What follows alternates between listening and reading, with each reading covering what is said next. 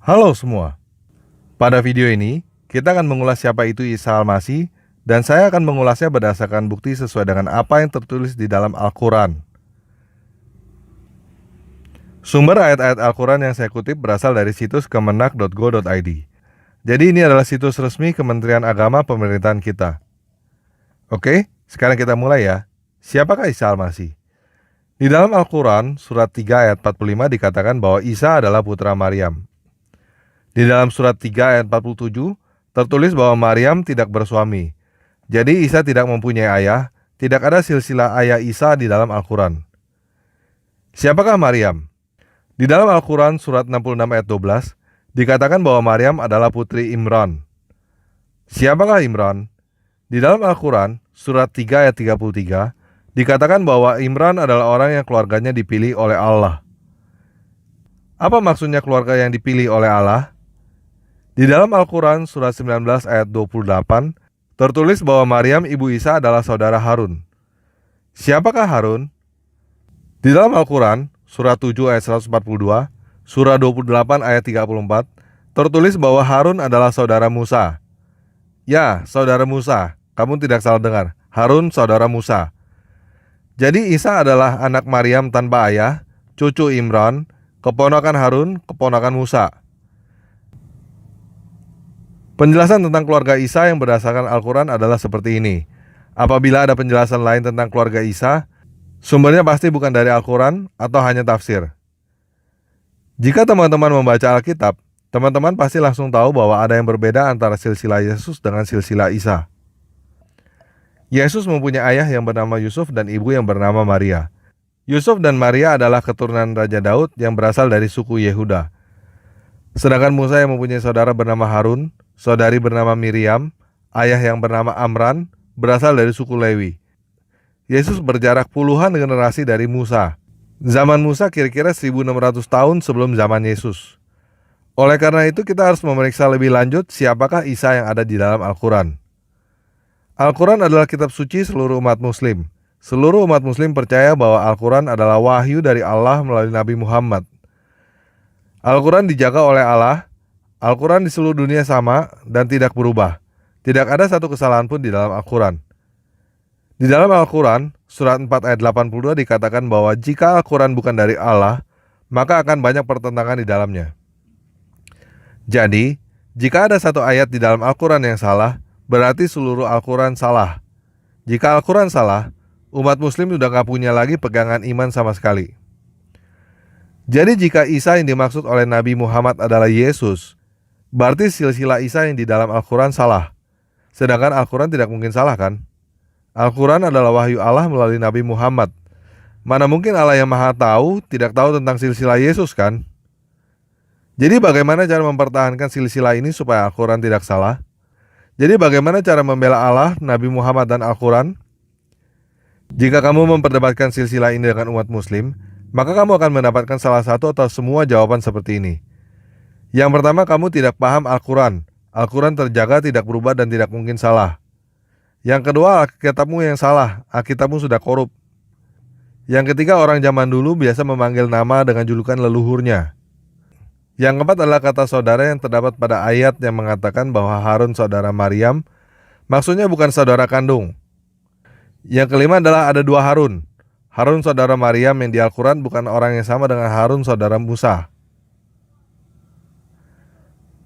Pada video ini saya tidak mau berdebat tentang silsilah itu atau mengatakan bahwa Al-Quran salah. Bahkan di dalam video ini saya mau berkata kepada teman-teman yang Kristen bahwa kita yang salah. Kita orang Kristen yang salah. Kita tidak tahu siapa Isa, siapa Nabi Muhammad, dan siapa dewa yang bernama Allah ini. Mari kita teliti lebih lanjut. Kita buat perbandingan antara Isa yang ada di dalam Al-Quran dengan Yesus yang ada di dalam Alkitab. Pertama dari nama. Yang ada di Al-Quran namanya adalah Isa. Sedangkan Yesus di dalam Alkitab bahasa Arab disebut Yasu. Orang-orang Kristen di Arab menyebut Yesus Yasu, bukan Isa. Silakan teman-teman lihat perbedaan penulisan nama Isa dan nama Yasu di dalam bahasa Arab. Dari sisi keluarga sudah kita bahas bahwa Isa mempunyai ibu yang bernama Maryam, kakek yang bernama Imran, paman yang bernama Harun dan Musa.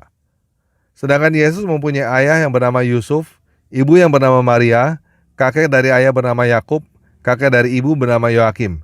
Jadi Isa dan Yesus berasal dari keluarga yang berbeda. Di dalam Al-Quran surat 19 ayat 23 mengatakan bahwa Isa lahir di bawah pohon korma, sedangkan Yesus lahir di kandang domba. Teman-teman, apakah ada yang pernah mendengar klaim bahwa Yesus meramalkan kedatangan Nabi yang bernama Ahmad? Teman-teman tahu klaim itu berasal dari mana? Dari Al-Quran, bukan dari Alkitab. Tepatnya di Al-Quran surah 61 ayat 6. Di situ dikatakan bahwa Isa meramalkan kedatangan Nabi yang bernama Ahmad. Sedangkan kita tahu bahwa tidak ada ramalan tentang kedatangan Nabi Ahmad di dalam Alkitab. Yesus tidak pernah meramalkan kedatangan Nabi yang bernama Ahmad.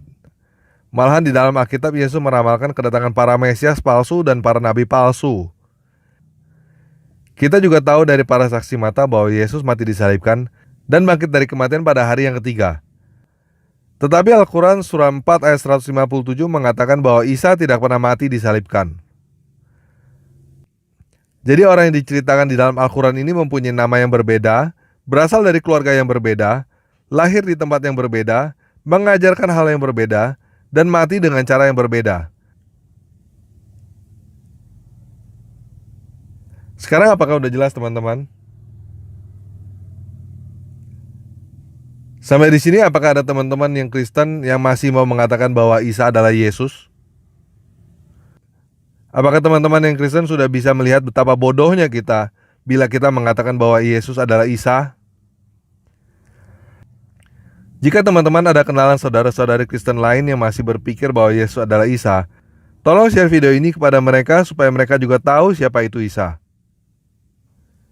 Sekarang kita ulas lebih lanjut. Dari manakah sumber cerita tentang Isa? Dari Al-Quran. Siapakah pengarang Al-Quran? Allah. Siapakah Allah? Kamus Besar Bahasa Indonesia mengatakan bahwa Allah adalah nama Tuhan di dalam bahasa Arab. Apakah dewa yang bernama Allah sama dengan dewa Yahweh yang ada di dalam Alkitab? Kalau kamu Kristen dan kamu tidak tahu siapa dewa Yahweh, maka kamu harus bertobat sekarang juga. Baca Alkitab, pelajari agamamu sungguh-sungguh. Shema Israel, Yahweh Elohenu, Yahweh Ehad. Dengar Israel, dengar orang Kristen. Yahweh itu dewamu, Yahweh itu satu. Dewa Yahweh adalah dewanya umat Yahudi sampai sekarang. Dewanya Musa yang ada di dalam Alkitab. Nama Yahweh adalah nama yang saking kudusnya, umat Yahudi tidak berani menyebut namanya secara langsung. Dulu mereka menyebutnya Adonai yang artinya penguasa, yang diterjemahkan dalam bahasa Indonesia menjadi Tuhan. Sekarang umat Yahudi menyebutnya Hashem, yang artinya nama itu. 39 kitab yang ada di dalam Perjanjian Lama berulang-ulang memperkenalkan siapakah dewa yang bernama Yahweh itu. Bagaimana dia berbeda dengan dewa lain. Dia berbeda dengan dewa Baal, dewa Molok, dewa Zeus, dewa Brahma, dewa Kankong, dan dewa-dewa yang lainnya. Yahweh adalah dewa yang hidup, dewa di atas segala dewata, dewa yang turun ke dunia dengan nama Yahweh menyelamatkan. Dia adalah Immanuel, dewa yang berada bersama kita. Yahweh adalah dewa yang menebusmu orang Kristen, yang mengasihi kamu sampai mati di kayu salib. Sang Bapa, Sang Mesias itu sendiri yang kamu kenal di dalam nama Yesus Kristus. Yahweh berkata bahwa kita adalah anak-anaknya. Sedangkan Al-Quran surat 112 ayat 3 berkata bahwa Allah tidak punya anak. Yahweh mengasihi dan memberkati orang-orang Yahudi sampai hari ini. Dia tetap setia kepada janjinya. Sedangkan Al-Quran surat 7 ayat 166 sampai 167 berkata bahwa Allah membenci dan mengutuk orang-orang Yahudi sampai kiamat. Kita tahu bahwa Yahweh membenci perceraian dan melarang orang untuk menikah dengan orang yang diceraikan.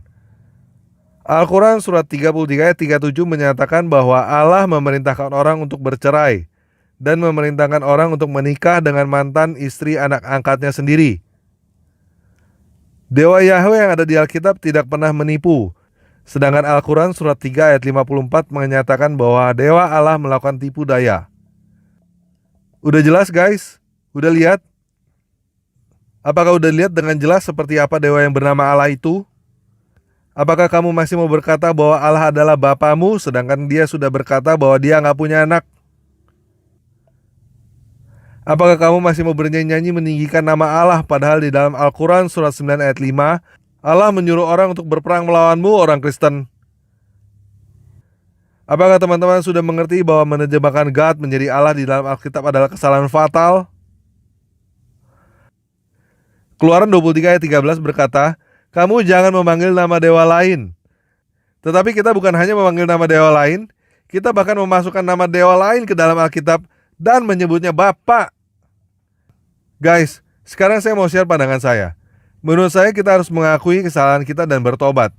Kita yang saya maksud adalah semua orang yang merasa dirinya Kristen, Katolik, Protestan, bahkan saksi Yehova sekalipun. Kita harus berhenti menyebut Allah sebagai Bapa kita. Karena Allah memang bukan Bapa kita. Allah gak punya anak. Saya sudah melakukan survei kenapa Alkitab kita menerjemahkan kata Elohim dan Theos. Kata God yang seharusnya diterjemahkan menjadi dewa, diterjemahkan menjadi Allah. Alasan menerjemahkan God menjadi Allah bukanlah karena hal itu adalah terjemahan yang benar, tetapi karena hal itu adalah kebiasaan kita. Kenapa kita terbiasa memanggil Allah? Karena kita membacanya di Alkitab. Kenapa para penerjemah menerjemahkannya dengan Allah? Karena kita terbiasa memanggil Allah. Kenapa kata Allah tidak diganti kalau para penerjemah tahu itu salah? Karena mengganti kata Allah ditolak oleh Dewan Gereja. Kenapa Dewan Gereja menolak mengganti kata Allah? Karena kita sudah terbiasa. Kenapa kita terbiasa? Karena kita membaca di Alkitab namanya adalah Allah. Jadi ini seperti lingkaran setan. Bad habit yang sudah kita lakukan selama 500 tahun. Sudah 500 tahun kita mengagungkan nama dewa yang menyuruh orang untuk menipu dan membinasakan kita. Sekarang saatnya kita berhenti untuk melakukan hal itu. Saya tahu bahwa hal ini sulit untuk dilakukan.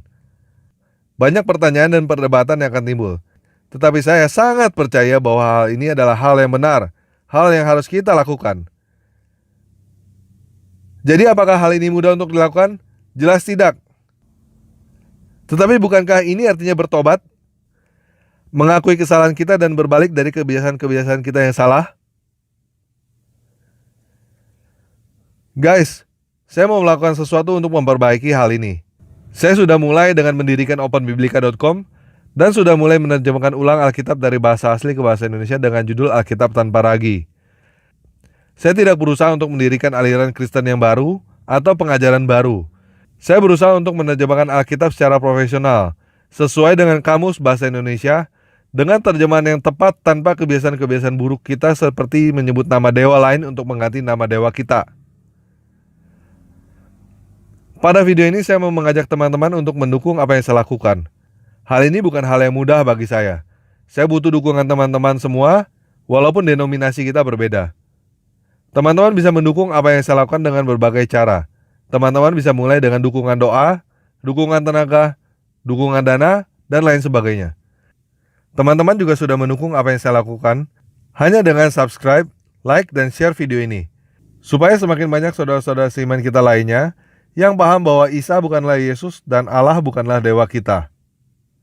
Sekian video kali ini. Bapa kita yang di langit, dewa yang kita kenal di dalam putranya yang tunggal Yesus Kristus penguasa kita, memberkati kita semua.